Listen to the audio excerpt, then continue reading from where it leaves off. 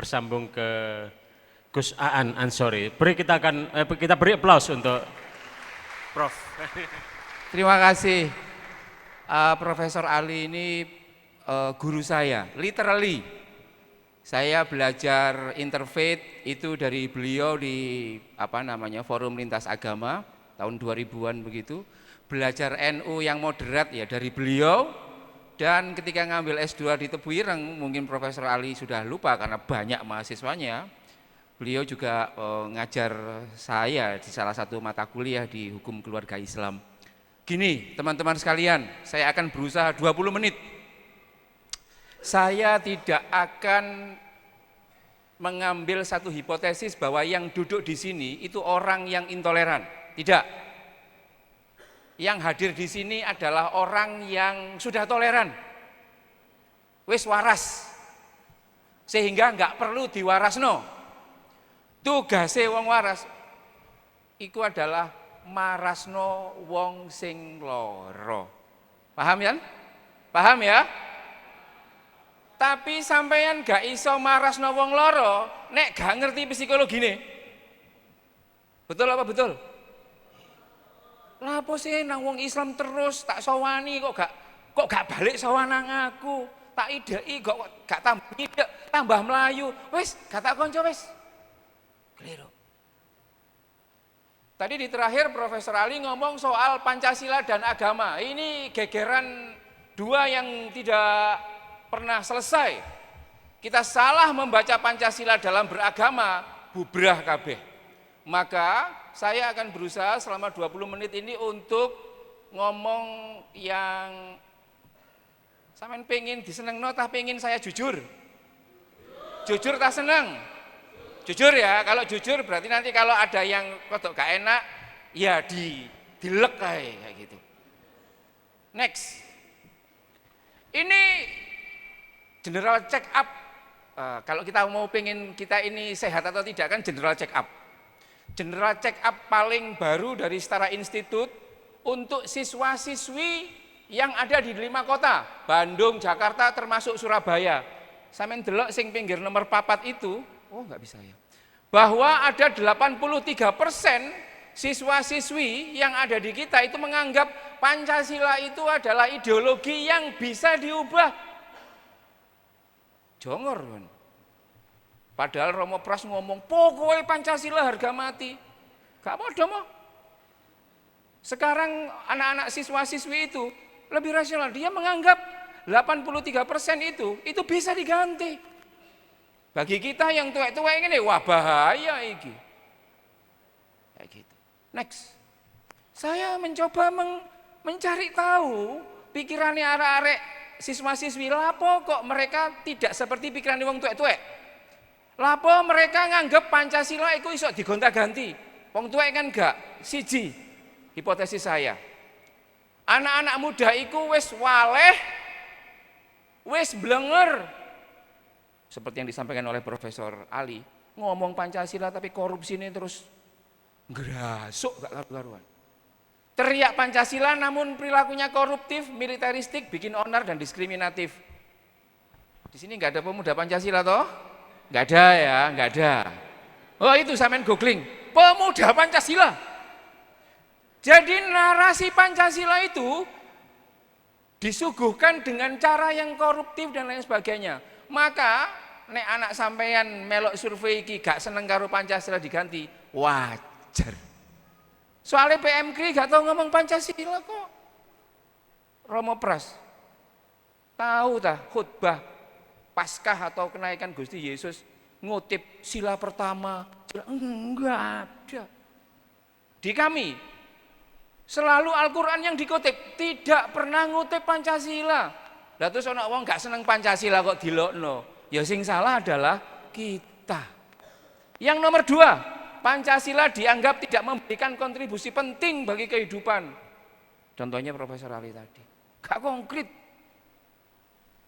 Yang nomor 3, Pancasila dianggap membayang-bayangi kebesaran dan dominasi agama itu. Dianggap saingan, makanya harus disingkirkan. Next. Jadi menurut saya menarik. Nah, ibu bapak sekalian, ini omongannya Gus Dur.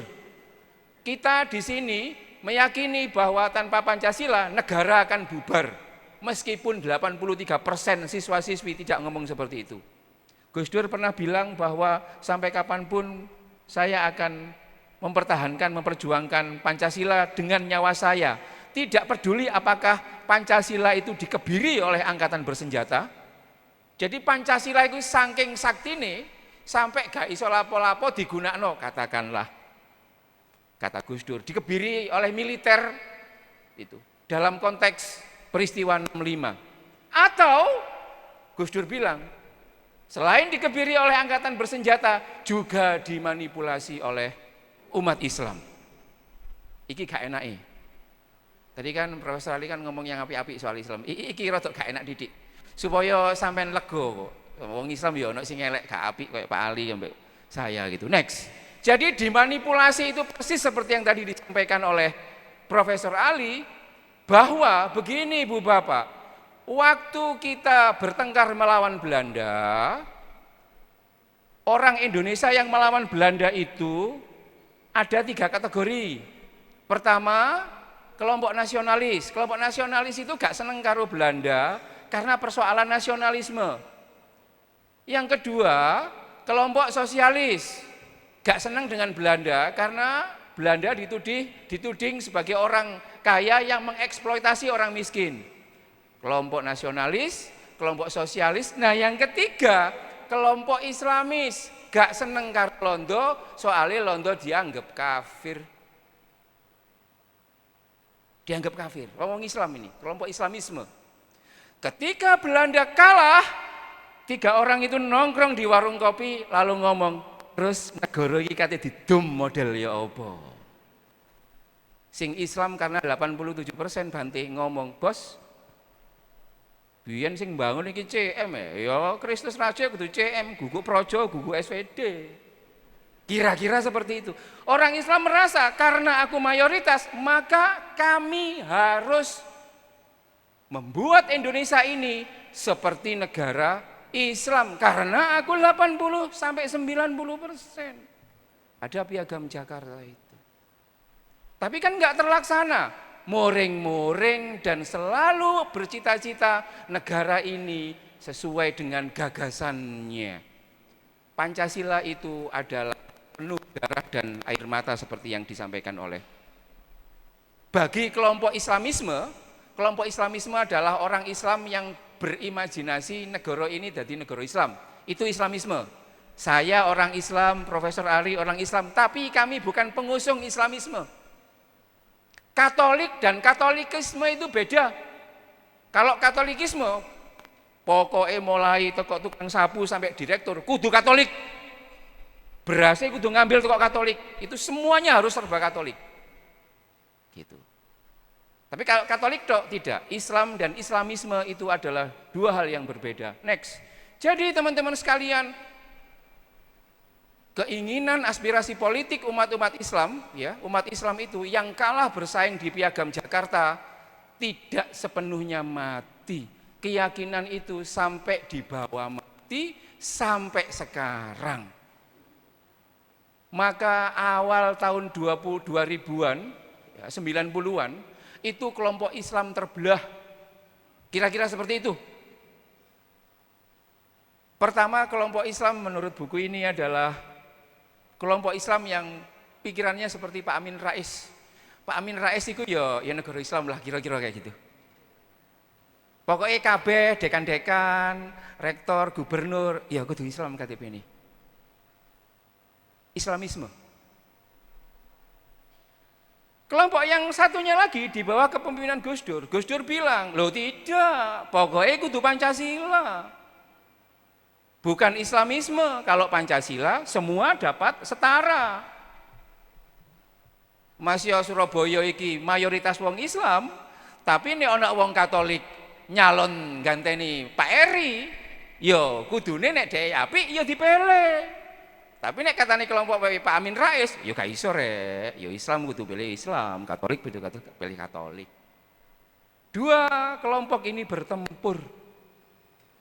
Next, 2 kelompok ini bertempur. Dulu kelompok Islam ingin mengubah negara ini dengan kekuatan senjata. Tapi kalah terus, sekarang cara berpikirnya lebih maju. Biarkan Pancasila tetap ada, tetapi mari kita islamisasikan Pancasila itu. Jadi ada banyak orang teriak-teriak soal Pancasila, tetapi sebenarnya gagasannya adalah gagasan soal islamisasi itu. Madhabnya ikut siapa itu sendiri. Bagaimana per hari ini? Ini survei tahun 2022, ibu bapak mahasiswa seluruh Indonesia disurvei. Jadi kita ingin melihat sing menang Gus Dur tah Amin Rais per hari ini. Gimana? Iya, keinginan kita Gus Dur, keinginan kita Gus Dur. Tapi data general check up tidak. Ini yang gambar sebelah sini, mahasiswa-mahasiswi yang non-Islam toleransinya sangat tinggi. Yang sebelah kiri itu toleransinya sangat rendah. Jadi mahasiswa-mahasiswi yang beragama Islam menurut survei, aniku sapa sing nyurvei? Sing nyurvei wong UIN Jakarta. Gak disurvei karo Universitas Widya Mandala, sebab kalau hasil Widya Mandala seperti ini sok diobong Universitas Kristen Katolik Widya Mandala karena dianggap penistaan terhadap orang Islam. Enggak, ini surveinya orang UIN tahun 2023. Jadi problem Pancasila itu memang real, nyata terkait dengan soal politik identitas. Next lagi. Jadi gak enak iki soalnya ngomong NU tapi. Nanti dibaca sendiri data NU ini. Ya, apa namanya?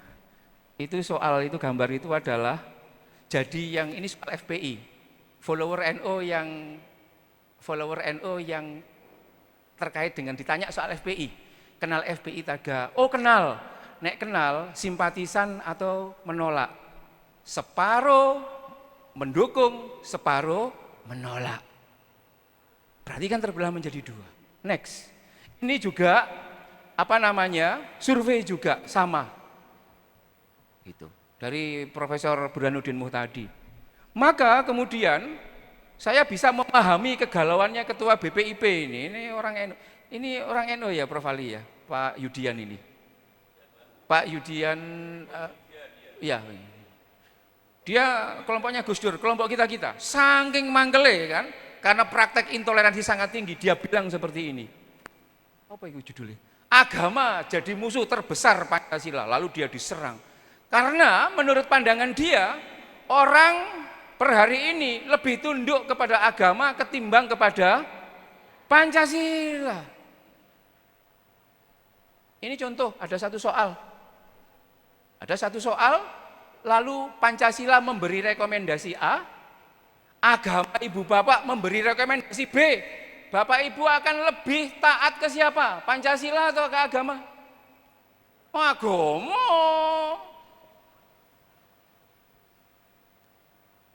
Ini contoh, perkawinan beda agama. Misalnya lah, kalau Katolik clear lah. Pancasila mengatakan enggak apa-apa. Agama Islam mengatakan haram. Sing dinut, sing di. Gak usah tak jawab. Soalnya jawabannya jelas seperti itu. Jadi ini rumit. Next, Ibu Bapak sekalian. Maka kalau Ibu Bapak nanti pulang dari sini, tak kasih tahu kategorisasi orang beragama terkait dengan Pancasila. Ada 3 model.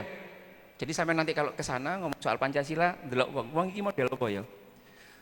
Termasuk Ibu Bapak di sini, ikut model yang mana? Model pertama itu model mainstream. Model mainstream itu begini, menganggap sila pertama yang paling sakti dalam Pancasila. 4 sila lainnya itu gak dianggap. Pokoknya nomor 1 ketuhanan yang Maha Esa. Gak ngomong kemanusiaan, gak ngomong persatuan, gak ngomong kerakyatan yang dipimpin, gak ngomong soal keadilan. Kayak gitu. Implikasinya apa ketika orang mainstream seperti ini? Orang yang di mainstream ini akan menganggap bahwa kalau ada orang yang KTP-nya itu agnostik, mesti dia itu melawan negara. Mesti wong jahat. PKI dianggap anti Tuhan dan bisa didiskriminasi. Dan implikasinya, Jadi kalau ada orang kemudian gak seneng karo kelompok-kelompok yang tadi saya sebut, mesti dia Pancasilanya kelompok mainstream modelnya kayak gini. Pancasila satu, apal dia. Yang nomor 2, ya, next. Ini khusus kelompok adalah kelompok Islamisme. Persis seperti kelompok mainstream, tapi agak unik. Di Islam itu, kelompok Islam ada sekarang meyakini bahwa sila pertama itu wong Islam. Kok isoan? Ya iso, nang kuno kan ono ketuhanan yang Maha Esa. Yang Maha Esa itu tauhid. Lah wong Islam tok sing agamane Tuhannya satu. Tuhane wong Kristen telu. Wong Buddha gak duwe Tuhan, Tuhane wong Hindu. Akeh dadi ketuhanan yang Maha Esa dalam kerangka kelompok ini adalah jauh lebih ganas. Sopoan contohnya, nanti di googling ya, Pak Egy Sujana. Yang kemarin dipanggil Bareskrim tapi belum datang gara-gara ijazah yang kalian dukung selama 2 periode dan sekarang kalian caci maki itu. Ini ada kelompok Islamisme itu. Dia memaknai ketuhanan yang Maha Esa itu adalah hanya miliknya orang Islam. Orang Kristen Gusti ini telu, maka tidak esa. Ini implikasinya ya makin gak karu-karuan. Ya yang Tuhannya tidak satu ya dianggap sebagai musuh dan lain sebagainya. Yang terakhir, kelompok yang ketiga, next. Kelompok progresif. Ini yang menjadi tawaran kita. Kelompok progresif itu adalah beragama selaras Pancasila. Ia meyakini bahwa Pancasila adalah cara sekaligus tujuan dalam beragama, Pak. Budaku tidak akan sempurna kalau tidak selaras Pancasila. Islamku tidak akan sempurna kalau tidak selaras Pancasila. Katolikku tidak akan sempurna kalau tidak selaras Pancasila. Islamku juga seperti itu. Ini kelompok ini. Orang yang berada di kelompok ini cirinya kalau dia berani pasang status begini. Mengaku bertuhan kok tidak, mengaku bertuhan kok mengabaikan kemanusiaan. Katolik opo iku? Ono tanggane gawe sok mangan kok gak dikei. Orang yang di kelompok ini punya pikiran kepada orang lain, mengaku bertuhan kok tidak menjaga kebineka tunggal ikaan, mengaku bertuhan kok tidak mau mewujudkan keadilan sosial. Katolik model apa? Buddhis model apa? Kok nggak mau berbagi dan lain sebagainya. Ini model beragama yang selaras Pancasila. Ibu bapak yang ada di sini nanti kalau pulang ke lingkungannya masing-masing, cara mendorongnya adalah kita geser. Apapun agama mereka, beragamalah yang selaras dengan Pancasila. Next. Kalau di Kristen dan Katolik kan ada pengakuan iman ya. Dalam pengakuan dosa ada pengakuan iman ya, mau. Pengakuan iman rasuli dan lain sebagainya itu. Ini menurut saya kelompok progresif itu syahadatnya ini, Pak. Di samping syahadat kalau saya Islam asyhadu alla ilaha illallah wa asyhadu anna Muhammad. Kalau ibu bapak misalkan doa Bapa kami, terus kemudian Salam Maria dan lain sebagainya. Ini adalah pengakuan iman Pancasila. Saya mencoba mikir, lapo sih wong iku apal Pancasila, tapi kok kemudian tidak membekas gitu. Sangat mungkin karena cara baca Pancasilanya yang salah. Cara Pancasilanya itu kan begini. Pancasila, 1, ketuhanan yang Maha Esa, 2, 3, 4. Kita selalu berpikir, maka yang nomor 1 selalu yang paling utama. Maka itu saya ubah menjadi semacam syahadat atau iman Pancasila. Cara bacanya seperti ini. Pancasila, semakin aku meyakini ketuhanan yang Maha Esa, semakin aku memegang prinsip kemanusiaan yang adil dan beradab, serta menjaga persatuan Indonesia melalui kerakyatan yang dipimpin oleh hikmat kebijaksanaan dalam permusyawaratan perwakilan untuk mewujudkan keadilan sosial bagi seluruh rakyat Indonesia. Itu syahadatnya. Gawe nang Katolik, semakin aku meyakini Gusti Yesus sebagai Tuhanku, semakin aku akan memegang prinsip terusno. Dewe. Sing Islam, semakin aku meyakini Gusti Allah dan Kanjeng Nabi Muhammad, semakin aku akan kayak gitu. Jadi enggak kuat-kuatan wiritan dan jadi ini. Nah, saya sempat usul ke BPIP. Wah, ini enggak BPIP mencoba untuk bukan mengubah Pancasila tidak ya, tetapi menarasikan itu sendiri. Ini menurut saya menjadi menarik. Next. Nah, terakhir ini teknis. Bagaimana cara menyelamatkan bangsa menggunakan Pancasila? Teknis. Jadi Bapak nanti kalau mau ke tetangga-tetangga dan lain sebagainya, orang itu bisa kita ubah. Yang awalnya kena diabetes menjadi waras diabetes, itu ada cara-caranya sendiri.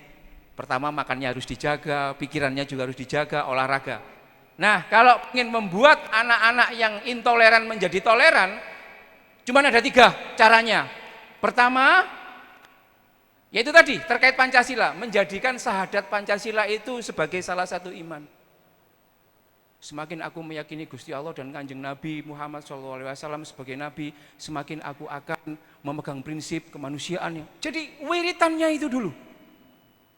Jadi dia sadar bahwa puncak dari keberagamaannya itu adalah soal menciptakan keadilan sosial itu tadi. Itu yang pertama. Yang nomor 2, terus mengupdate pengetahuan terkait kelompok yang berbeda identitas. Misalnya banyak orang Islam nggak seneng dengan orang Kristen karena nggak ngerti, karena nggak seneng, oh Gustimu telu kok, aku nggak seneng kalau kamu menyekutukan Tuhan. Itu karena yang berpikir seperti itu tidak punya pengetahuan. Kalau nggak punya pengetahuan, ya kita harus kasih pengetahuan itu sendiri. Sama dengan kita kalau ketemu dengan anak yang bercadar, itu kan mesti pedih. Arek wedok, misalnya di sini ada tiba-tiba ada pakai cadar, oh mesti satpam itu ngetutno kok buring ini, jangan gawa bom. Ya. Karena pengetahuan kita ya bercadar gawa bom, nggak mungkin orang bercadar toleran. Tapi coba di Instagram, diketik saja cadar garis lucu. Itu ada anak cadaran, tapi nyanyi gerejone ya oke. Dia anak angkat dari seorang pendeta teman saya. Cadar garis lucu itu. Jadi pengetahuan itu penting. Gitu. Saya nggak mungkin bisa toleran kalau nggak belajar soal Trinitas. Saya nggak bisa toleran kalau nggak belajar soal Maria dan lain sebagainya. Jadi untuk menjadi toleran tidak hanya wiritan nilai, tapi we need to learn more about others. Gak perlu tak translate ya Bante ya, tidak perlu ya. Yang nomor 3, sama seperti yang dikatakan oleh Profesor Ali, yakni memperluas dan meningkatkan kualitas perjumpaan dengan kelompok lain. Wajib dicek IG-nya masing-masing. Kalau temannya 90% kok Katolik tok, gak sehat sampai secara Pancasila. Lu gak sehat. Minimal yang maksimal yang seagama harus 50%. Followernya berapa Bante? Katakanlah 1000-an ya. Maka yang 50 Buddhis tok gak apa-apa. Tapi sangat sedikit, sangat banyak kalau 50% itu. Jadi itu tadi, space-nya itu menjadi penting. Next, supaya dianggap nyocot tok aku karo wong Surabaya, tak kei contoh. Ini mahasiswaku di kelas Pancasila. Tugas saya di Ciputra adalah membuat orang yang awalnya intoleran menjadi toleran. Indikatornya jelas. Ia bisa mengapresiasi agama lain. Nanti di googling ya, Yesus di tangan mahasiswi berjilbab. Arek jilbaban mempelajari Kristen, ia mengapresiasi itu dengan tulus dengan keislamannya. Nek trimo nongkrong ngombe bareng, oke akeh gampang itu. Ini produk yang menurut saya berislam secara Pancasilais itu nih, mengapresiasi. Gak koyok Doditan sing siapa di video rame itu kan, ngelek-ngelek no agamane biyen kan. Mlebu Islam terus ngewelek-ngelek no. Dia mengapresiasi. Nanti di googling saja ya, Yesus di tangan mahasiswi berjilbab. Dia nulis menggunakan metode penulisan surat. Dia mengapresiasi itu tentang Gusti Yesus ini. Namanya Talita Sari. Next, contohnya ini perjumpaan. Ayo dijogo kecil ibu bapak. Ya, misalnya nek duwe anak papat, wong Katolik, ojo di sekolahno nok Sanmar kabeh. Ojo di sekolahno Santa Agnes. Iya, Santa Agnes. Ojo nang Katolik kabeh. Nek di sekolah nang Katolik kabeh, SMP iku negeri dikuasai kelompok-kelompok Islam garis keras. Diparo. Loro sekolah nang Katolik, loro dadi korban Pancasila. Loh, harus berkorban loh. Harus berkorban. Senengane kok enak tok lho, harus berkorban. Mohan engko nang kono dibully dan lain sebagainya. Yang terakhir di Riau kan? Ya, kalau saya jadi orang Kristen dan orang Katolik, wis gak tak sekolah nang sekolah negeri, tak sekolah nang Petra, tak sekolah nang jangan. Semakin ibu bapak tidak menumbalkan anak ibu bapak ke sekolah negeri, maka sekolah negeri akan homogen. Islam tok, Jawa tok, gak ono teng langi. Sing teng nang Petra, nang Ciputra, oh jangan. Gitu. Hidup yang homogen itu menurut saya jahat. Karena ia tidak diajari untuk berkumpul satu dengan yang lain. Jadi menurut saya itu. Jadi sejak awal harus dikenalkan. Next. Ini Pancasilais ini, adik saya Linda ini. Oke Zon loh itu. Apa itu tulisannya? Viral kisah wanita berhijab berikan hadiah Alkitab pada Oma Kristen.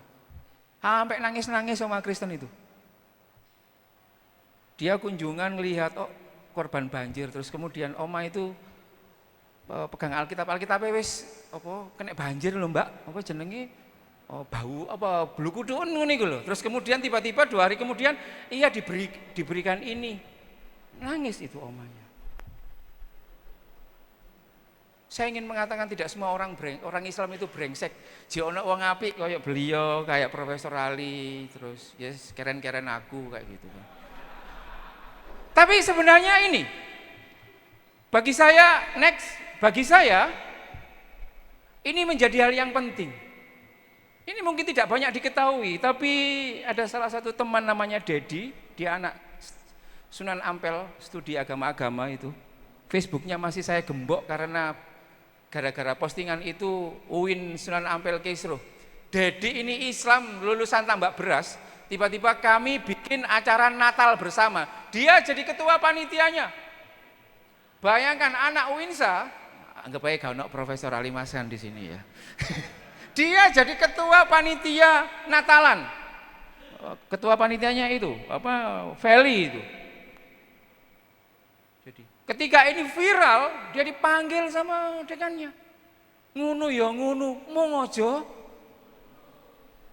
Langsung dia, Gusaan, tolong yang di Facebook di take down dulu supaya. Tapi kalau kita benar-benar, ini usulku ya ke teman-teman Katolik di sini. Wong Islam iku rek gak isok dadi toleran nek gak kalian gembuli. Iki serius. Kalau Anda semuanya yang selain Islam doi wong Islam,